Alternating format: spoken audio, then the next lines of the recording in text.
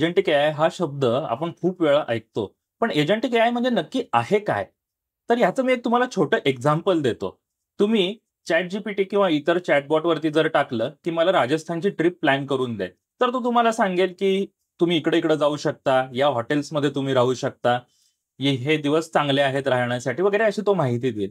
पण ह्याची एक पुढची स्टेप म्हणजे एजंटिक एआय.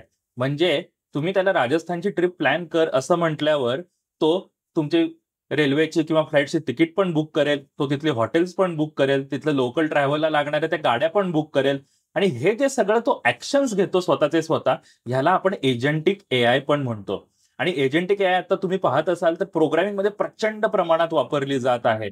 म्हणजे जे ऑटोमॅटिकली प्रोग्राम्स लिहिले जात आहेत, हा एजंटिक एआयचाच भाग आहे आणि हे आता खूप वाढत जाणार आहे. त्यामुळे एजंटिक एआयचा नक्की अभ्यास करा.